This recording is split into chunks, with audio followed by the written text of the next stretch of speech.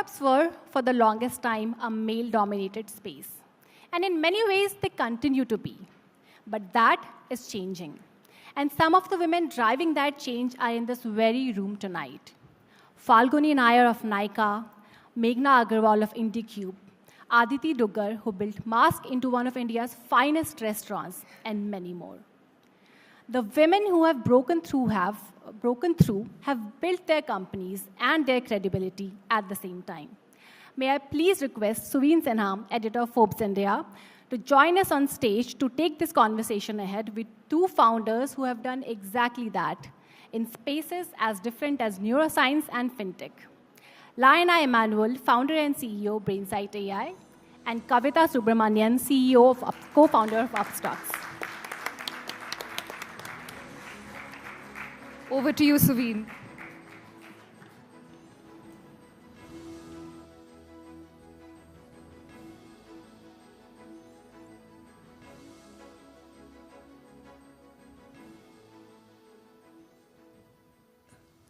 Hi, can you hear me? Yeah, okay, great. Thank you, the Sutradhars. You're doing a great job, Naini and Himani. Okay, right, it's great to have you here, Laina and Kavitha. I'm going to start with a riddle, and I must say that this is not my riddle. It came from Kavitha. So the situation is this, that there is a car accident, and there's a father and son which is hurt in that accident, and they are taken to a hospital where surgery is required. Then the surgeon comes into the room and says, I cannot do this operation because this child is my son. Now, how is that possible? Father and son are in an accident. The surgeon is saying, this child is my son. How is this happening? It is the mother. But it has been proved that 90% of the people do not give this answer. They cannot understand that the surgeon can be a woman. Okay? But here we are in a hall full of people, and two of them on the stage, which are proving how wrong thinking can be. Yeah, so you have, both of you, through your studies and through your careers, have risen through negotiating many of these ways of thinking. Kavitha, if I could begin with you, as I learned yesterday, you were in an IIT class the only woman, okay, and you topped the class, okay?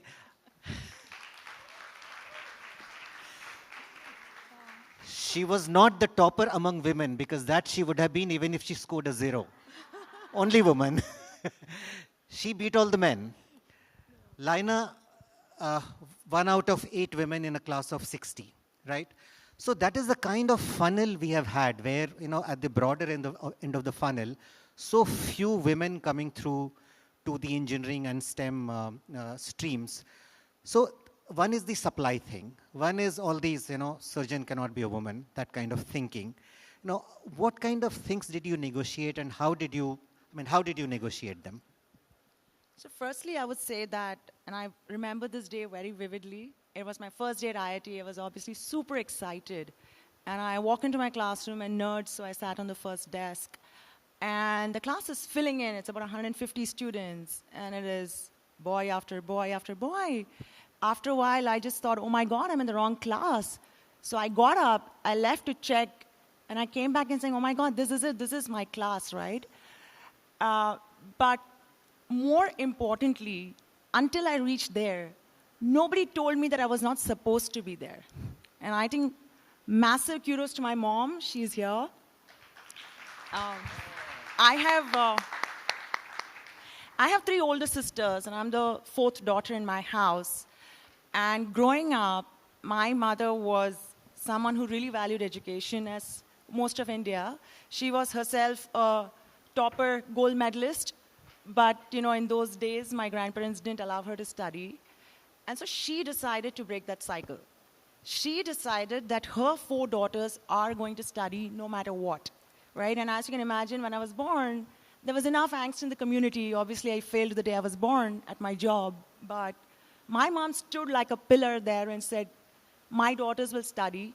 And so I didn't know until I was in that room that, oh my God, was I not supposed to be there? And I think that is very powerful. Right, right. Break the cycle, you said, which seems to be like, you should make it a campaign slogan, you know, break the cycle. So, Laina, when you were, you know, coming up, Kavitha also felt this, and you also must have felt that pressure to be one of the boys. You know, the tech industry especially, and both of you chose, even in tech, the difficult industries. You know, brokerage, you know, AI, that too brain AI, right? Did you feel the pressure to be one of the boys, somehow fit in, follow the rules that is for a world created by men for other men? What was that pressure like? Absolutely. First of all, also thank you for having me here. Thank you.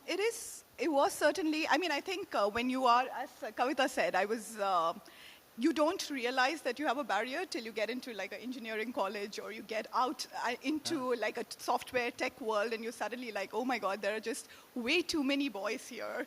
And you need to then navigate. And certainly there is a pressure to do things that men do very easily, right? They get together over a smoke, they get together over a drink, they all sit down together, they shoot the breeze, they do all of these things which are not traditionally available, or you need to kind of build yourself up to it for sure. And I think that pressure was there certainly for me as well.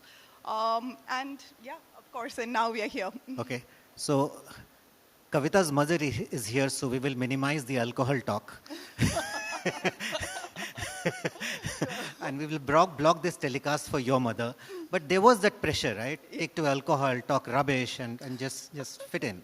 Yes, I mean, I think there is a pressure to be in men's spaces where you need to act more like a man for sure. Or the alternative, which would have been nicer, is to create women's spaces which are much more conducive to the way women talk to each other and the way women interact with each other. I don't think that has been a priority ever. Yes. So both of you, funding was an important factor to grow the business. I learned from Laina, Kavitha, that she spoke to 200 potential investors before she got the first one to agree. 200, not figuratively.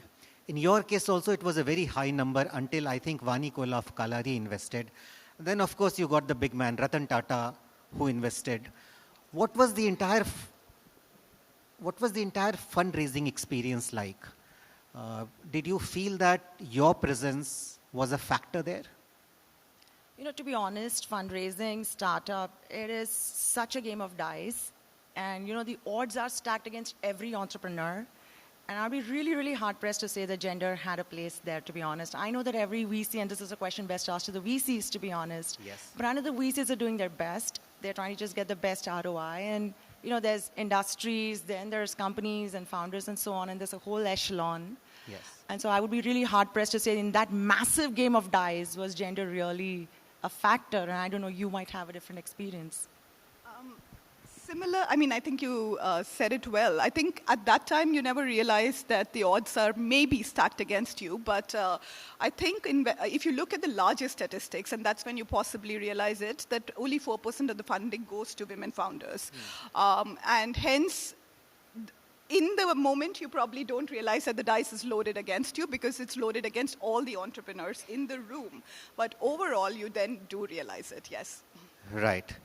And I think part of the reason why people think or perceive women in a certain way is that women do not necessarily have a linear career where they start here and go here. They can't step back to do other things which are also big priorities.